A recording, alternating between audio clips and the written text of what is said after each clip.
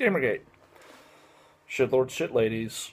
Let's talk hamstered internet. I had no intention of doing another video quite so fucking soon, and I really should be going to bed, so this will be a one-shot thing. I'm not going to do multiple takes on this one because I'm fucking tired. Let's talk everything. The pro-corruption camp is very, very much fist-shaking, waving their hands in the air like they care a whole fucking lot about hatred being put back on Steam.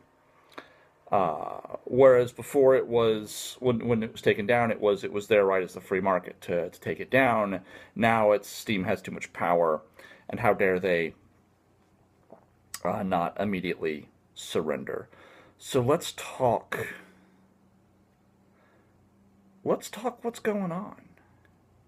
Because they talk about censorship, and censorship is only, by their definition, not reality's definition, but their definition, censorship requires a government body unless it's an art game. So, let's talk. Let's look at censorship historically. Let's look at this exact same occurrence historically. Let's look at the 90s music, 80s music, the Senator's Wives hearing. Was that censorship? Well, of course it was. That was the whole point. That's why it ended up failing, as John Denver came out and basically went, "What the fuck's wrong with you guys?" It'd be really nice if some of the more prominent game devs would, whether they come out and support a gamer or not, would come out and go, "Hey, whether you like it or not," but they just get shouted down anyways, because at this point, that's what we're about. That's what they're about. That's what's going on. It's just shouting back and forth about meaningless crap and ideological bullshit. So let's go back a little further. This is the thing. Seduction of the innocent. Some of you are going to know that phrase. Comic book fans, maybe. Older comic book fans are probably going to recognize the phrase, the Comics Code Authority. The Seduction of the Innocent was a novel written, well, basically, it was a book written where a guy essentially went to mental health clinics for children and juvenile halls and saw that they read a lot of comic books and therefore decided and used this decision and that sampling to prove that comic books caused that behavior. And that led to a big congressional investigation wherein the comics companies basically went, well, we'll police ourselves if you don't police us. And that's where the Comics Code Authority came from. But it raises the question. And we're going to use this through a discussion I've had with a friend of mine on several occasions. He likes to be edgy. And when he's feeling extremely edgy, but also basically just edgy, he brings up the point that eugenics was a really good idea. And again, if you don't know eugenics, it's basically just, it's the foundation for a lot of what the Nazis did during the Holocaust. It's that there is an inferior species in humanity, there's an inferiority in humanity, and you can breed it and sterilize it out of humanity. As we've moved into stronger genetics, there have been advocates, including one of the guys who founded the project and helped map the human genome, that is of the opinion that once we map the gene for, say, depression, we sterilize the people who've got it. Once we map the gene for autism, sterilize the people who've got it. I don't agree. But my friend will make the point, we need to sterilize those people and stupid people. Basically anyone who he considers to be subpar or a drain on a family or a society. But here's the thing. Who do you trust to do it? And this works right in with the censorship that Macintosh and MovieBob are pushing. If you don't like hatred, the game Hatred, if you don't like Anita Sarkeesian, the market exists, we can, with a market that exists as it does now, we can as a consumer base, decide what does exist and what doesn't. What art will be patroned and what won't. Whether you like the tropes versus women's video series, it's fucking bought and paid for. She can finish it, she can not finish it, but it's bought and paid for. She's been paid for it. She's it doesn't matter now what you think, what I think, what anyone thinks. That's why I don't understand why there's not allowed to be a rebuttal, except for in the idea that they're very much trying to cast the idea that it's good versus evil, and it goes back to my talk about Movie Bob, where fucking Movie Bob, he's very much been very vocal of the opinion that there is only good and evil. There is only right and wrong, and his side is right. No matter which side he's on, he's the good guy because he would only ever side with the good guys. And that comes back to censorship. Censorship is bad. No one thinks censorship is good, except for a couple people who are being screen capped in anti-Gamergate, but no one really believes censorship is good. They just think that things that offend them should be stopped. And we've all got that gut instinct, right? You know, we've all got, like, I don't really like the smell of cigarette smoke anymore. So, I'd really like to not have an ashtray on my back porch. I got an ashtray on my back porch because I got friends who smoke, my wife smokes. I live with it. It's just a thing, but it's one of those things. I don't like paying for gas, so I really like that to go away. But I got no say on that. But we've all got things, little things, big things here and there, that really bother us. I would like a prohibition on Christmas music in stores. I would like it to be, you can't play the same song more than once a day. There's enough Christmas music out there, I think that could be handled. But that's the thing, I've worked a lot of retail. But let's just say, we've all got that instinct. But now, we've got a movement, an argument, a push, that my feelings, well, not mine, but their feelings, should determine everyone's feelings. And that comes down to taste. And that comes to the interview. It's going to be a bit of a rambling, circle jerk kind of discussion, but, you know, hear me out. Or turn it off. Fuck you. I don't give, you know, do what the fuck you're going to do. The interview got canceled across things. Mitt Romney has had the most reasonable response. Put it online for free and ask for $5 donations and give that money to charity if you want to watch it right now. That's ingenious. Just put it up for free. There's no theaters they can bomb, and they've already done all the damage to Sony they can really do.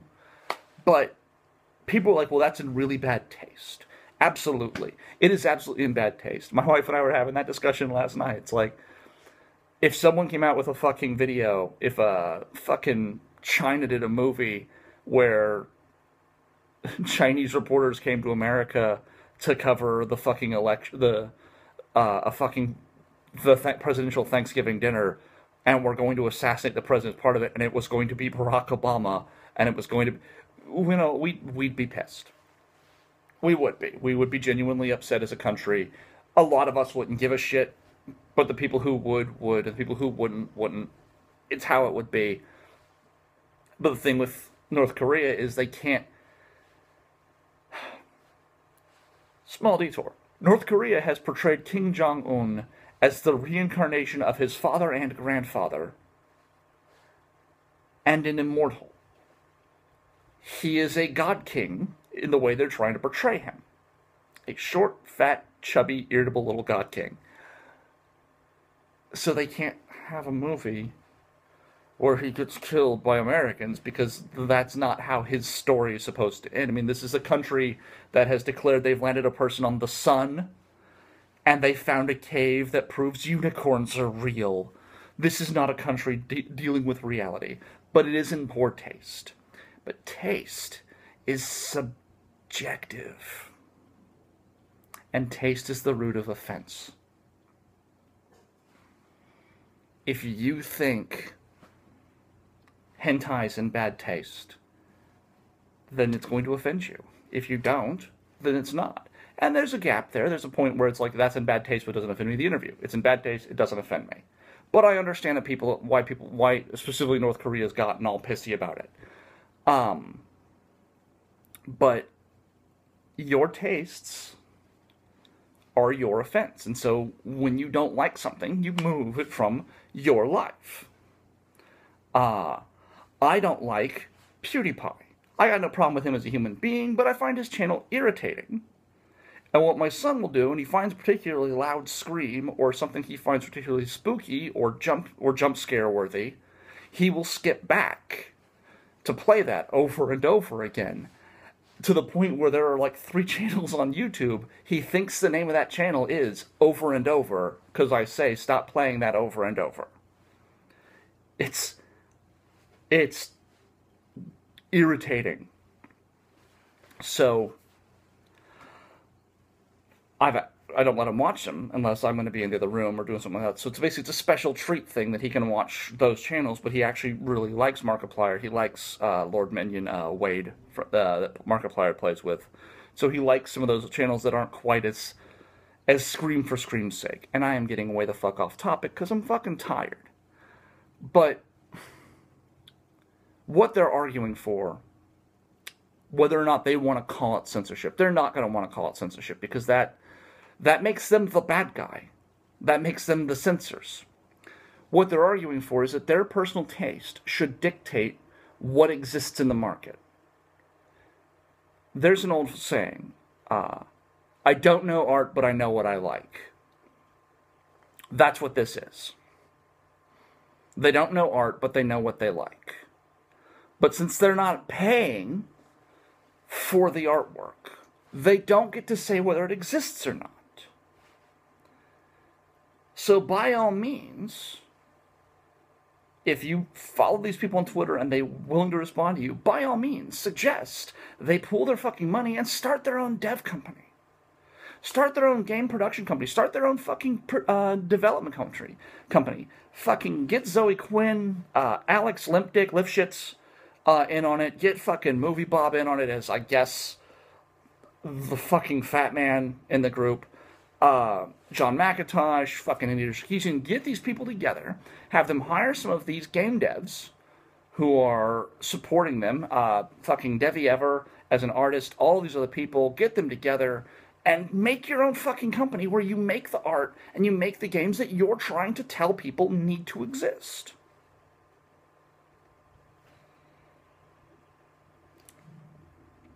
You have the money to hire the people, and you have, according to you, the cultural, intellectual, and emotional savvy to determine what should and shouldn't exist, so why the fuck don't you do that? Well, because no, you don't. That's why you want other people to impose in, and this is where we come back to eugenics and seduction of the innocent and the senatorial wives hearing.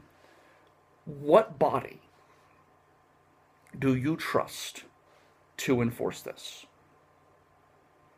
In the case of eugenics, when you say, I think everyone who is subpar should be when my friend says, I think everyone who's subpar should be sterilized, who gets to decide subpar? And once you get rid of all the subpar people, what becomes par? Because it's going to change all the time. So if you don't set the standards in law, in fucking hard statistics, and really can't with people, then they say, well, you can't with feelings.